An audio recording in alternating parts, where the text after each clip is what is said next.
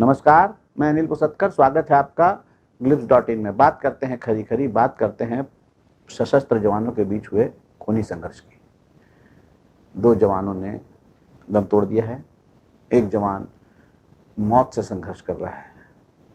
वो जवान जिसे नक्सलियों से संघर्ष करना था, वो अपनी ही साथियों की गोली का शिकार होकर मौत से संघर्ष कर रहा है। 2 जवान जो जो जो मर चुके हैं, वो भी दुश्मन की गोली से नहीं मरे हैं। वो भी अपने ही साथी जवानों की गोली से घायल हुए और दम तोड़ चुके हैं। बहुत दुर्भाग्यपूर्ण घटना हुई। ऐसी घटना जिस पर अगर सिर्फ इतना कहा जाए कि आपसी विवाद में गोली चल गई, आपसी तनाव में गोली चल गई, तो इसे क्या समझा जाएगा। खैर, डीजीपी दुर्गेश माधव अवस्थी काफी संवेदनशील है। उन्होंने इस मामले में तत्काल जांच के आदेश तो दे दिए हैं, लेकिन क्या ऐसे मामलों की सिर्फ जांच होनी चाहिए?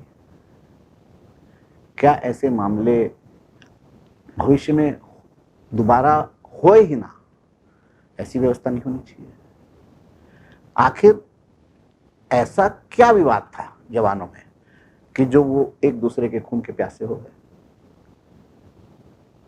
ऐसी गोलियां तो वो नक्सलियों पर नहीं बरसाते,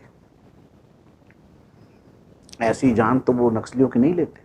अगर यही जज्बा वो नक्सलियों के खिलाफ दिखाए तो नक्सली इस प्रदेश से कब से चले जाते हैं। वो लड़ रहे हैं आपस में, खून के प्यासे हैं एक दूसरे के, जान ले रहे हैं एक दूसरे की। क्या हो रहा है? अरे कुछ तो सोचिए सरकार, कुछ तो सोचिए हुजूर। अपने ही जवान है और अपने ही जवानों के हाथों मर रहे हैं। और मानसिक तनाव घटाने के लिए, अवसाद घटाने के लिए, चिड़चिड़ापन घटाने के लिए तो जशपुर में 2 डॉक्टर नियुक्त कर रहे हैं। एक मनोवैज्ञानिक और एक डॉक्टर, दो प्रभारी नियुक्त है। जशपुर जिले में लोगों को मानसिक तनाव कम करने के लिए, अवसाद कम करने के लिए, चिड़चिड़ापन कम करने के लिए 2 डॉक्टर। उनके मोबाइल नंबर का प्रचार प्रसार किया जा रहा है। उनसे आप दुनिया भर के सोशल मीडिया में बात कर सकते हैं। उनसे अपनी समस्या का जो है समाधान पूछ सकते हैं। अपनी जो तनाव की स्थिति है उससे उबरने के लिए आप उनकी मदद ले सकते हैं। लेकिन पुलिस के लिए नहीं, पुलिस के लिए कुछ नहीं।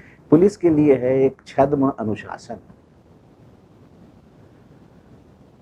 पुलिस के लिए तमाम जो है नियम जो लागू है, उसमें उन्हें इस बात की छूट नहीं है कि वो अपनी समस्या के लिए मुंह खोले।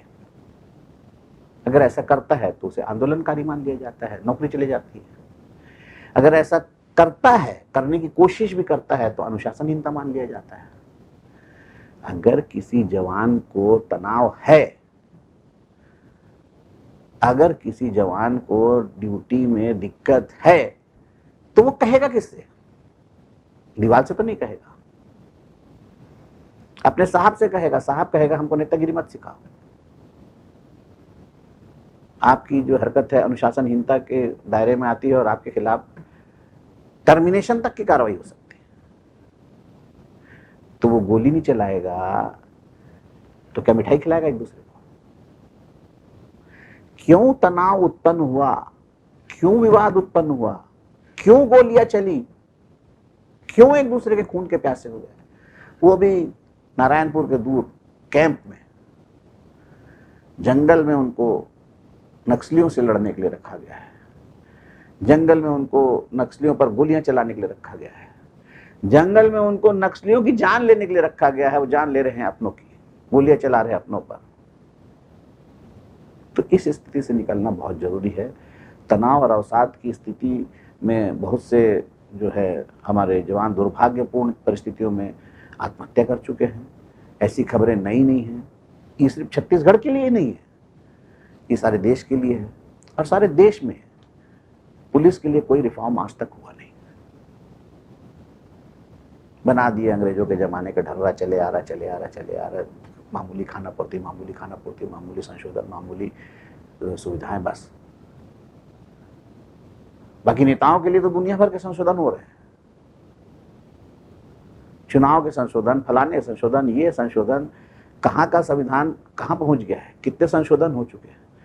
लेकिन पुलिस उसके लिए सिर्फ अनुशासन, ड्यूटी करो, तनाव झेलो, तनाव झेल सकते हो तो झेलो, नहीं झेल सकते हो तो खुद को गोली मारो, नहीं तो दूसरे को गोली मारो, जिंदगी खत्म करो, ड्यूटी खत्म करो, टंटा खत्म करो। ये हल नहीं है समस्या का।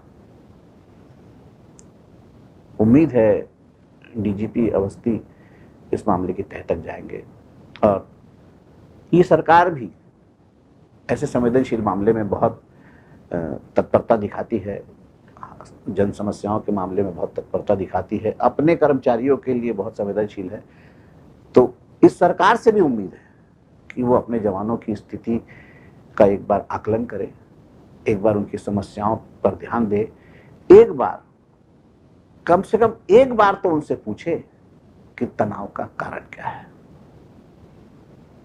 नमस्कार, मैं अनिल कुसत्कर। अगले अंक तक के लिए दीजिए मुझे इजाजत। For more information, log on to www.clips.in.